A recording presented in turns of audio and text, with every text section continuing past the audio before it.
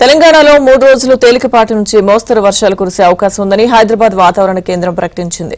ఈ 3 రోజులు గరిష్ట ఉష్ణోగ్రతలు సాధారణం కంటే 2 నుంచి 3 డిగ్రీలు తక్కువగా నమోదయ్యే అవకాశాలున్నాయని పేర్కొంది. ఇవాళ పలు జిల్లాల్లో ఉరుములు మెరుపులతో గంటకు 30 కిలోమీటర్ల నుంచి 40 కిలోమీటర్ల వేగంతో ఈదురుగాలులతో కూడిన వర్షాలు కురిసే అవకాశం ఉందని హెచ్చరించింది.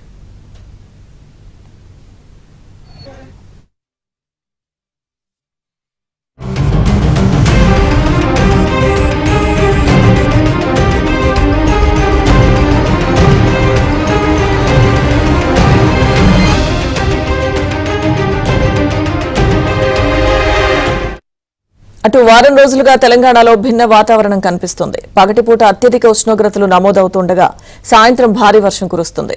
నిన్న రాత్రి హైదరాబాద్తో పాటు తెలంగాణలోని పలు జిల్లాల్లో భారీ వర్షం కురిసింది. పెద్దపల్లి జిల్లాలో భారీ ఈదురుగాలులతో వర్షం బీభత్సం సృష్టించింది. విద్యుత్ స్తంభాలు తీగలు పడ్డంతో పెద్దపల్లిలో గంటల తరబడి విద్యుత్ సరఫరాలో అంతరాయం ఏర్పడింది. పెద్దపల్లి వ్యవసాయ మార్కెట్ యార్డులో ధాన్యం తడిసిపోవడంతో రైతులు తీవ్రంగా నష్టపోయారు. ధర్మారంతో పాటు ఇతర మండలాల్లో ఈదురుగాలులతో కూడిన వర్షం పడింది.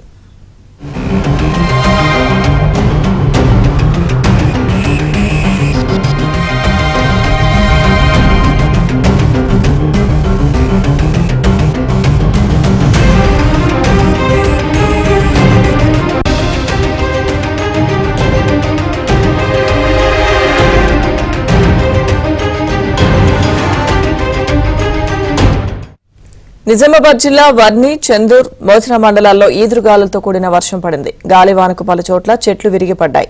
దీంతో నిజామాబాద్ బాన్స్వాడ మార్గంలో రాకపోకలకు అంతరాయం ఏర్పడింది.